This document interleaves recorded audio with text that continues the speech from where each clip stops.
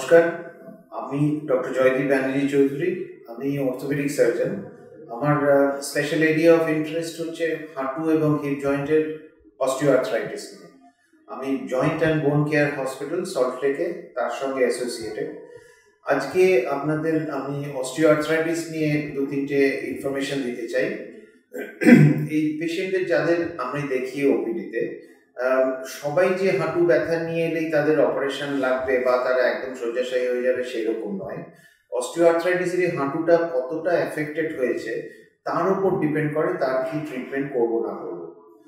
শুরুর দিকে যাদের জাস্ট কার্টিলেজের প্রবলেম শুরু হয়েছে তাদেরকে বেসিক আমরা শুরুতে একটা এক্সরে করে দেখি এবং দেখি যে হাঁটুর ভেতরটা কতটা ড্যামেজ।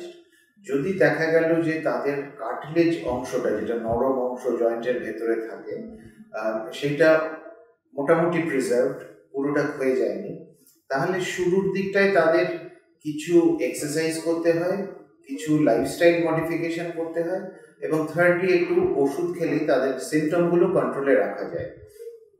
এই নয় যে অস্টিওআর্থ্রাইটিস সারানো যায়, এটা ন্যাচারাল ওয়্যার অ্যান্ড টেয়ার। আমাদের যেরকম চুল পাকে বা চুল পড়ে যায় বা চোখে ছানি পড়ে, এই জিনিসটাও তাই, কার্টিলেজ লেয়ারটা আস্তে আস্তে ক্ষয়ে যায়। আমরা শুরুর দিকটায় আগে যেরকম বললাম যে লাইফস্টাইল মডিফিকেশনের মধ্যে আপনার হাঁটু মুড়ে বসাটা, মানে উবু হয়ে বসা বা বাবু হয়ে বসা, যেটা আমরা কমনলি করে থাকি আর কি, খাটে বাবু হয়ে বসলাম বা ইন্ডিয়ান টয়লেট স্টাইলে বসা, এই দুটো বন্ধ করা দরকার। কারণ তাতে হাঁটুর ভেতরে অনেক বেশি স্ট্রেস হয় এবং তাতে কার্টিলেজ আরো তাড়াতাড়ি ক্ষয়ে যায়।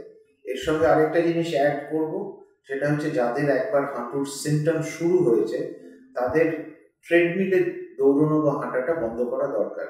এমনি নর্মাল রাস্তায় বা মাঠে আপনি হাঁটছেন তাতে কোনো ক্ষতি হয় না, কিন্তু ট্রেডমিলে হাঁটলে হাঁটুর কোনো একটা স্পেসিফিক জায়গায় স্ট্রেস অনেক বেশি হয় এবং তাতে অনেক তাড়াতাড়ি ক্ষয়ে যায়।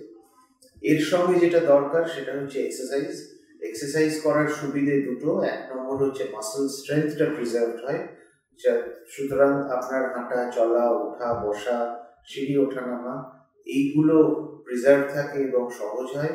আর সেকেন্ডলি জয়েন্টের ফ্লেক্সিবিলিটিটা ইমপ্রুভ করে। আপনাদের ব্যথা হলে শুরুর দিকে যারা আছেন, আমি সাজেস্ট করি যে আগে বরফ দেবেন সঙ্গে, এরপরে হচ্ছে ওষুধ আসে।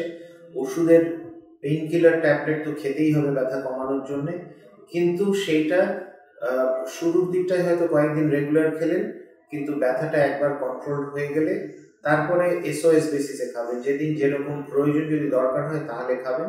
অনেক রকম ব্যথার ওষুধ পাওয়া যায়, অনেক পাওয়া যায় যাদের সাইড এফেক্টও কম বা মিনিমাল, সুতরাং সেই ওষুধগুলো হ্যাবিট করা বেটার।